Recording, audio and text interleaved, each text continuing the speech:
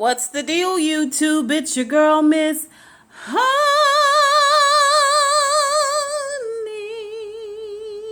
Welcome back, welcome back, welcome back, welcome back, welcome back to the channel, everybody. Welcome back to the channel. I am so sorry, you guys. This is Queen Sugar. It is so late. I apologize, everybody. Listen, I went to take a nap at 7:30 on yesterday, and when I woke up, it was 12:30 midnight, and I was already 30 minutes late for the second showing of Queen Sugar. And I mean, it wasn't on demand when I got up this morning, so I couldn't watch it till I got home. I didn't get home till 7, because y'all know we throwing a 75th birthday party for my daddy. And so I'm trying to get all that stuff together and do everything I got to do with that. I mean, you know what I'm saying? I'm juggling. Can't nothing hit the ground. So I'm here now. And that's what's important. I'm here now.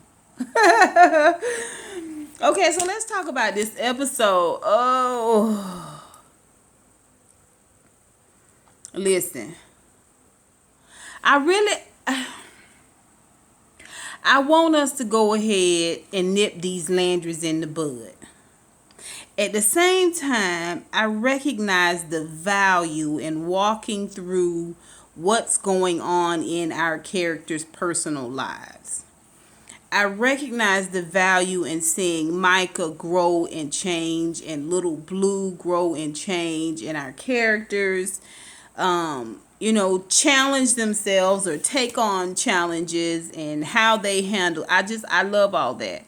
At the same time, I'm ready to get to it with these Mickey freaky Landrys. I feel like we've been putting off chopping their heads off long enough. But patience, my honeybees. It is coming. So the episode opens with Nova. So we're going to talk about Nova first.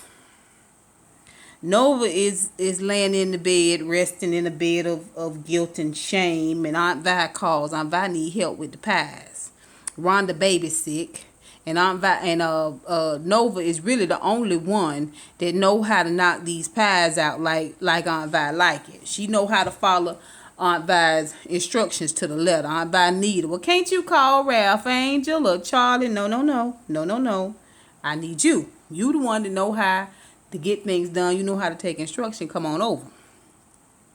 So meanwhile, she getting texts back to back from Remy. Now my eyes ain't good. I couldn't really read what Remy was texting. But if some of my honeybees out there know what Remy was texting, y'all please let me know. Now, was it a hot and heavy text? Was it hot and heavy? Because it seemed like they was texting each other back and forth. You would think they would be trying to dodge each other, but no. We keeping conversation going. I'm not really sure what that conversation was, but I don't like it. So Nova get around there to Aunt Vi house, and her and Aunt Vi get to talking, and Aunt Vi get to bringing in some nuggets and a couple of 2-3 things that she may be able to use for her book. And while she's making pies, she recording Aunt Vi, and Aunt Vi is noticing that she's getting these texts back and forth here and there and yawn. And later on, after they finish the pies, they sitting down and having dinner, and they talking, and Aunt Vi brings it up. Who you getting a text from back to back like this, that, and the other? And she's like, I don't know what you mean. I don't, just that's a sign of guilt. When people get immediately indignant, oh, you done hit that dog, and there's the holler, okay?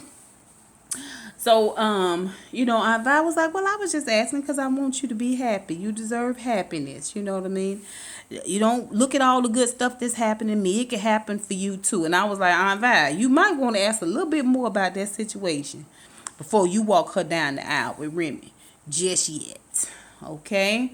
So, later on, after there's this big, huge blow up with Charley and Micah and Davis, in that everybody knows about Davis now. It's in the tabloids now that he's got a 13-year-old daughter, and that he's leaving the team there in New Orleans, and he's going to LA. And the daughter is why. Everybody knows. So Micah catching it at school, Charley catching it on her end, and Nova has gotten wind of this after having dinner with Aunt Vi, having lunch with Aunt Vi, and she goes over to see Charley. And so when Charley get home for the evening, after she done ran that whole day down, and mind you, she called Nova for a little help the night before she went out there two-stepping with the Boudreaux boy. And Nova didn't ask. So Nova said, I'm here for you. I'm here to talk to you. And I'm so sorry that this happened. And Charley sent her home. I don't need your help now. I'm fine. I don't want to talk about it. Go on. Go on. Now, not only did she not take her call, but she also been treating her real ugly acting, because she know that in this great scheme of trying to take out the Landrys that Charley has been, that Charley has sold that meal, but she looked like she over it, but she not. And so y'all know that Nova can really come down hard on you from this place of self-righteous indignation. Okay? And so you put all that together, and Charley ain't, I can't talk to you right now. Okay? I can't even deal with you right now. Okay? I don't even know. Now, maybe Nova was going to tell Charley. Y'all think she was going to tell Charley what was going on? She seemed like she had quite a bit of guilt on her face. Now, I don't know what it was for, but I'm just asking. So she goes on home and gets in the bed, and she's in the bed. Y'all already know Nova. You know, she got a lot on her mind. She tossed back and forth and torn back and forth about this Remy situation. She texting him still, and he texting her, and her vulva is vibrating at an alarming rate. She got tears coming out of her eyes, and finally she sends a final text and decides she gonna roll on over and lay it on down. You know what I'm saying? Calm down. Nice kitty. Calm kitty. Okay? We going to bed. We not making no moves to the left or to the right tonight. And I'm proud of that, Nova. I can see you in there laying in that bed, heavy breathing. I say, look at her. Look at her. She's sitting in there about to start rubbing her legs together like a cricket. Okay? You need to calm the beast down, Nova. That ain't your man. That is not your man. Okay? And you know you ain't gonna do nothing but screw him and drop him. I'm being mean about Nova, but that's my thoughts on that. Okay? Okay, so let's talk about Charley's situation. Now, Charley is sitting in the kitchen, and she looking over all this Davis memorabilia and contemplating to herself, what's it all about? What's life all about? Come to find out, she's been thinking a lot about how she missed Davis having an affair 13 years ago. Not only that, but having a child that's now 13 years old. How did she miss all this? I mean, I'm Charley. I'm Charley. I dot every I, cross every T. You know what I'm saying? I run a tight ship. The same type of shame and anger that she had when she found out that Davis cheated on her, you can see her revisiting those same conversations with herself. Because she goes over and sees the PI lady after she comes from Prosper's land, and sees that the surveyors, the one that her and Jacob Boudreaux saw in the juke joint the night before, and reminds him of who she is. Now, she's asked several times if he from the EPA, and he said no. And she asked him if he had a card, and he said, he acted like he didn't want to give it to her. And she was like, please, let me have a card. You know, he finally gives her the card. But she realized the EPA ain't got nothing to do with it. Ain't nothing wrong with the soil. What is going on? Why is y'all surveying these people land and pushing them off of it? So when she goes see the PI, she goes to see the PI under this guise. But again, this is another thing that we're busying ourselves with instead of dealing with our situation at home. Okay? And we're going to talk about that because she tried to talk to Micah. And Micah is like, look, I'm trying to do my own thing right now. I am not trying to get too deeply involved in this bull crap. You know, so she really ain't got a whole lot of people to talk to about it. But when she get there, the PI who has already heard about it and already had her own incident in her life where she was 90 miles and running, hit a wall, and ended up losing everything. She sees it in Charley. She sees it in Charley. And here is a bit of criticism or an observation from an individual I can get behind. And let me tell you why. It's because she recognized it from her own life. She recognizes it when she sees Charley, that she looked like she rolled hard and hung up wet. She pacing, she's angry, she's anxious. She sees it, she sees it, she sees it. She sees the unraveling coming. And Charley finally lets a little bit of the steam off by telling the woman, I can't believe I didn't see it. 13 years. I cannot believe I didn't see it. I don't know how I let it get by me. I don't know how I missed it. You know what I'm saying? And this is the guilt that she's feeling. This is the shame that she's feeling. Later on, when she comes home and she sends Nova on her way and she gets into the kitchen and she don't blink. She don't blink when she tell Nova to get the hell on. I don't want to talk right now. She gets in the kitchen, puts that milk away, and looks and sees all that memorabilia of Davis. And then later on, we see when Micah come home, she outside by the fire pit eating a bowl of cereal. And she burning all the memorabilia of Davis's. And I hope this means that we can put Davis behind us. I hope this means that you can move on past this. Okay, not that it shouldn't hurt. Definitely, I get it, I understand it, but you got work to do, girl. You got work to do. Don't let the devil distract you. Don't let the devil distract you with these shenanigans. You got work to do. Okay, and it's important that you get it done, or what you have done lying to these farmers and deceiving them in the way that you have will be for naught. It will be for naught if you don't take them landers down, girl. You got to focus. Okay, you got to focus, Miss Thing. I'm sorry. I'm sorry that your man is a whore. I'm sorry. Okay, I'm sorry if one thing after another with this dude. I get it. I understand. And you got a son by him. And you got to deal with your son and this whole situation too. I get it. But you got work to do, girl. Get to work. All right, now let's talk about Aunt Vi. All right. So Aunt Vi is doing good. Aunt Vi's pies are coming along. She got Nova over there helping, and she is giving Nova some back history as to how she was raised. Her mama raised her to be a mother and a wife, and she really never thought about doing anything else. And now she's at a place where not only do she own her own business, okay, but she got a good man that loves her. Okay, that is so excited about marrying her, he can't really think about a whole lot else, and all she can think about is her business. Okay, and she just really takes a moment to think about how blessed she is. And she said something really poignant, and I wrote it down. I never dreamed big enough. She says, I never gave myself permission. And I thought, wow. I mean, Aunt Vi, wow. Absolutely wow. Yeah. It's something to think about. Okay. Later on, she goes to dinner.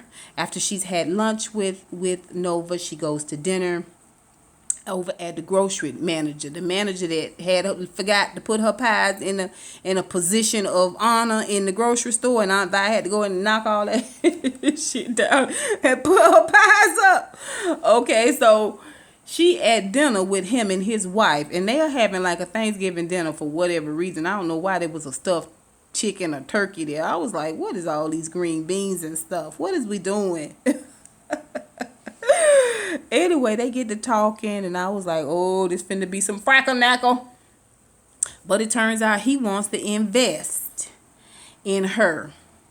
Of course, she would get the lion's share of the profits, but he wants the mass producer pies and put her in every grocery store from here to Kalamazoo. And she's like, oh, she can't believe it. It's everything she's ever wanted. Somebody's investing in her. Somebody's getting behind and believing in it. He not just trying to willy-nilly. He built his grocery chain up from nothing, he and his wife.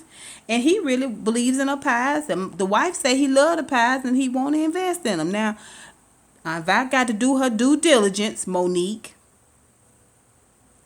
Okay? And she got to make sure she read her paperwork and follow through.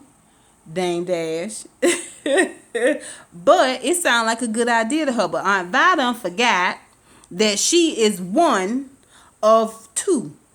Her and Hollywood are two. They dose. Okay, Hollywood just bought her this truck. Okay, to deliver her pies around. You don't even think for a second that you need to talk to Hollywood first and get back to this man. No, you tell this man, let's do it. Let's do it. All right. Because this is your business. This is your baby. This is a part of expanding and growing. And this sounds great. Right?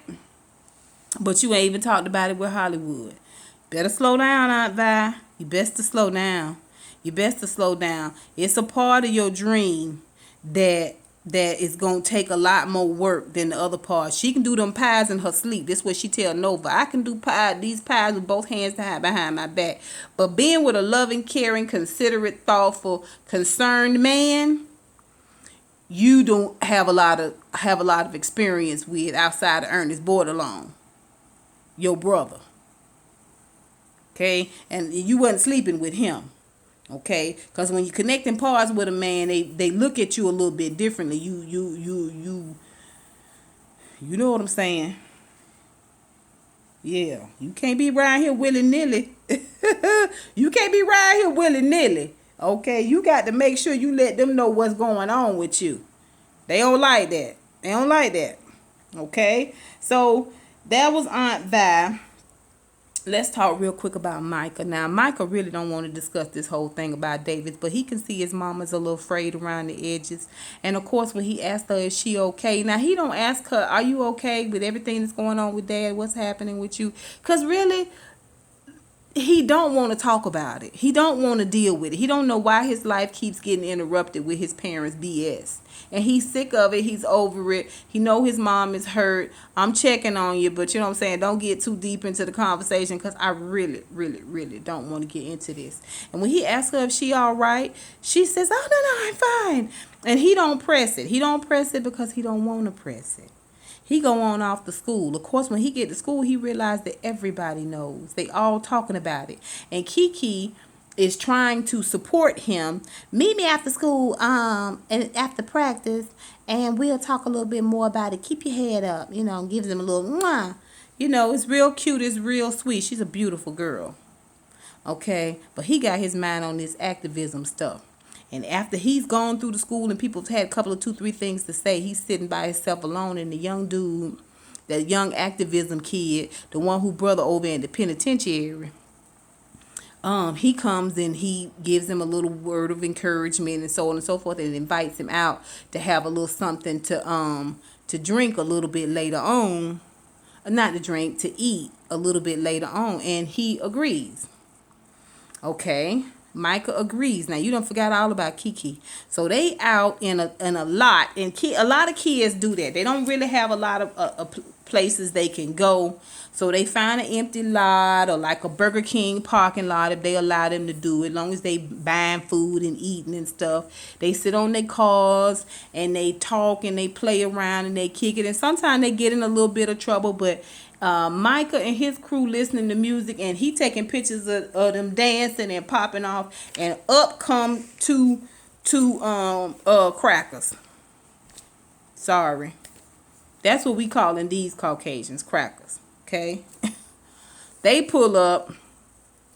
They got a Confederate flag. What are y'all doing here? This is our spot. And the girl was like, "What are you talking about? Move along." Again, here she is with 4 dudes. But I digress with that. The man tell her to shut her mouth, shut her black bitch mouth or something like that. And Micah and the other guys, they approach the truck, and Micah stops him. Don't do it. I'll handle it. Say it again. Say it again. Say it again. He walks up to the truck and snatches that flag off and throws it down, and they peel off.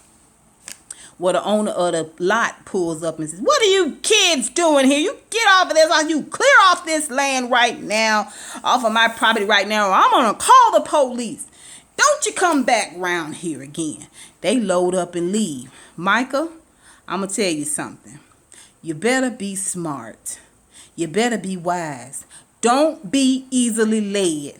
Be a leader and not a follower. Okay, I'm telling you this.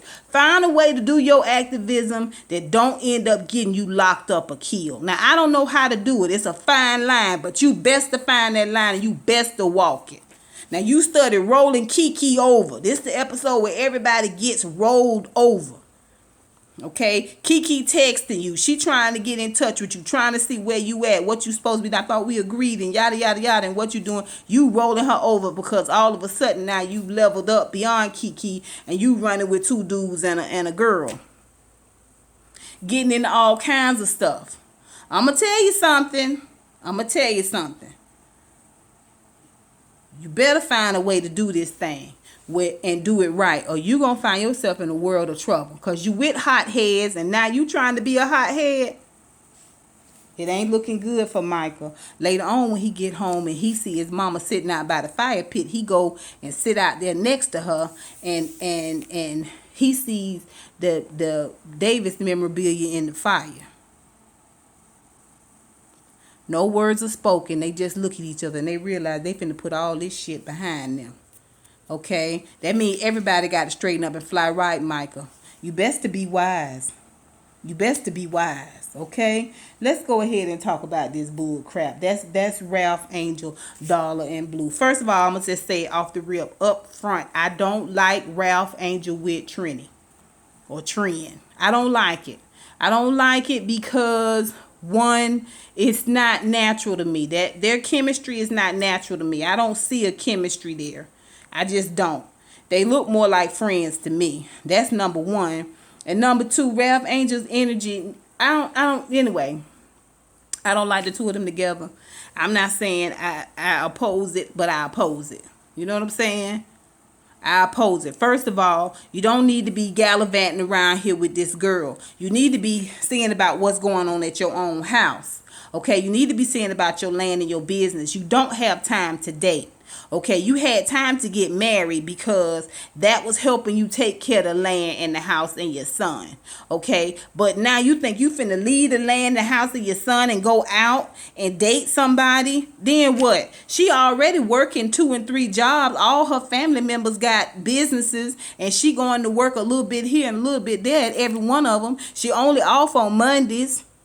She only off on Mondays. I mean, really, Ralph Angel? Really?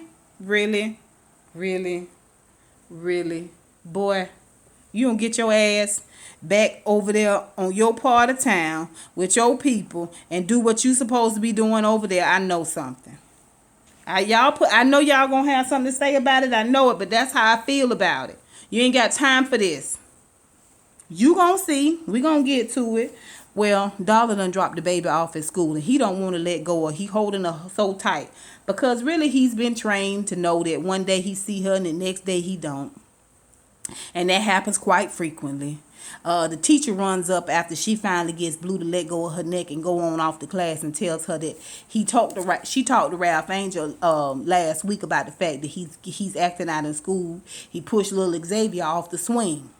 And so she goes immediately over to talk to Ralph Angel about it on the land where Benny is there. And Benny look at her like, hey, pretty lady. And she's like, where Ralph Angel at?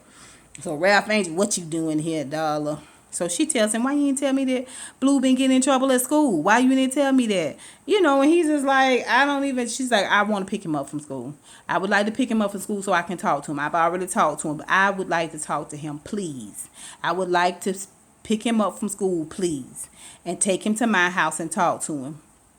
I won't keep him overnight. He doesn't have to stay overnight, please.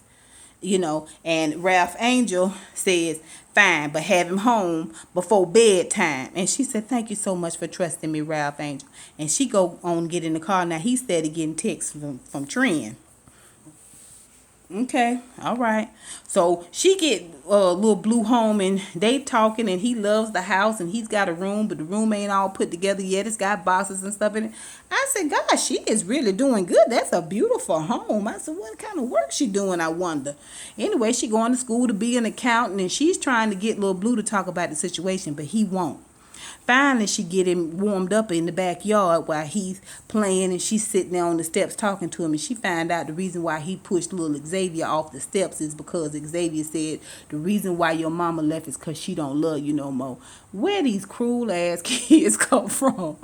They cruel ass parents make cruel ass kids. It is a proven fact. Who says something like that?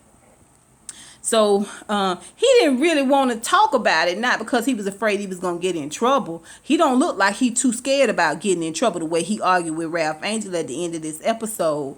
But he was afraid of hurting her feelings. I'm going to tell you something about a thoughtful child. A thoughtful child, ooh. It's nothing more beautiful than a thoughtful child, because that's a thoughtful individual. He hurting, he's upset, he's afraid, but he doesn't want to say or do anything to hurt her, to upset her, or to do something that he feels like may push her away. Like he's confused all at the same time. And she clears it up for him. She tells him there's nothing anything could ever do to keep me from loving you, and I'm never ever leaving you again. I'm going to always be here. Now, it's a hard thing to pull off, especially since we in charge of our own living and dying in this world. But you can definitely keep yourself from getting run off out of town again by simply not going.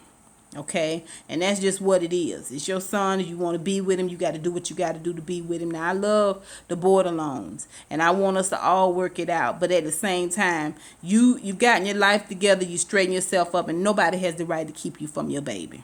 Nobody has the right to keep you from your baby, especially if you're not hurting your baby or hurting yourself, which is hurting your baby. It's no reason for that, right? So she go to take Blue back home, and when she get there, Benny, the ex-con that Ralph Angel let stay there, got 3 or 4 people at the house. They playing spades and drinking beers and having a good time. She walks in. She was like, "Who are you guys?" And they were like, "Who are you?" And then at that time, Benny walked around the corner. Benny was like, "I live here. I'm a friend of Ralph Angel. We just played. We're gonna get done with this, and we're gonna leave, finish our game, and we're gonna go on." And one of them knock a bottle over, and it bursts. And of course, it heightens the atmosphere up. I don't know you dudes, and you dudes are here in the table, you drinking, and you in the house packed up like what the heck, and the house ain't clean, like it's not presentable, and it's just a moment. She hollers out for Ralph Angel, "You guys need to get out now, get out." So they all scatter. Ralph Angel come from somewhere in the back. I'm like, where he come from? Did he park out back? Were you in the house all the time with all these ninjas in the house? First of all, Benny, you ain't got no house to invite nobody over to. You living with somebody. How you gonna invite a group of people over to somebody else's house to play cards? What you best do is leave them cards alone or play solitaire till you get your own place. That's what you need to do, Benny. Well, of course, Ralph Angel has to make a decision. Darla is standing there looking frightened. Blue is standing there holding her hand. He's all pushed up against a clinch, and she's holding him tight to her. And he has to tell the man to get out. Get your stuff tonight and go. But, of course, you had to know this was going to happen, Benny. Listen, when you live with somebody, when you in somebody else's space, you have to make yourself small. You have to make yourself small. Okay, make yourself small. Make your waste matter small. Anything you mess up, you got to clean it up. You got to keep your mess down. You got to keep your, you know what I'm saying? It's courtesy. It's common courtesy. Everybody knows that, Benny. Good riddance. Goodbye. Get out. Go. Well, Darla tells him. She tells him. She said, "Look, what the heck is going on? The house is filthy. You're supposed to be here taking care of Blue, doing what's best for him. This house nasty, and you got this strange person living here in the house, and all these other strange people in the house. What is you doing?" Of course, they go back and forth, and Ralph Angel get to hollering and yelling, and you not doing what's right by your son. Why she say that? Why would she say that? First of all, Darla, tread lightly. This got to be done real ginger-like. The same way you handle Blue, You got to handle Ralph Angel the same way. I'm telling you. This is going to be a major, major tug of war between you and the Borderlones. And I don't want to see it. I don't want that to happen. She tell Ralph Angel she want equal time with Blue. She want equal time with Blue. She want equal stake with Blue. Well, they get to arguing back and forth, and Blue comes in the kitchen. Do not yell at mommy like that. And Ralph Angel said, if you don't get your ass back in the room, I will not get back in the room. And she's like, Blue, no, it's he just he's smelling himself. He feeling, he done got away with quite a little bit, except for time out here and there. And boy, oh boy, oh boy, oh boy, it is a mess. It is a tangled web. Oh, when she tells me she want equal stake and goes on out. Later on, we see him after he done cleaned up. He's sitting there with a beer. Y'all know how he sit there with his beautiful chocolate, delicious, with a beer, rolling that beer around in his mouth and swallowing all hard and angry. And yeah, okay, I see what you trying to do. Yeah, you revving yourself up to do something real stupid, Ralph Angel. You known for this. You need to calm down and go over there and talk to Hollywood and try to sort this thing out with a real man. That's what you need to do. And get off of Trini's tit. That's what you need to do. Stay off bridges and bicycles with Trini and get around there and see how you can figure out what's going on with your life. Y'all tell me what you think. Please tell me what you think. Leave it down below. I'm so frustrated with these behaviors and all of these things that's going on when we got Landry's to slay. Y'all put it down below. Forgive me, you guys, again, for the video being late. If you're new to my channel, go ahead and hit that subscribe button. You won't regret it. Don't forget your notification bell. Thumbs up, everybody. Give me a thumbs up. Let's talk about it down below. Until next time, honeybees. Mwah, mwah, mwah. I'll holla.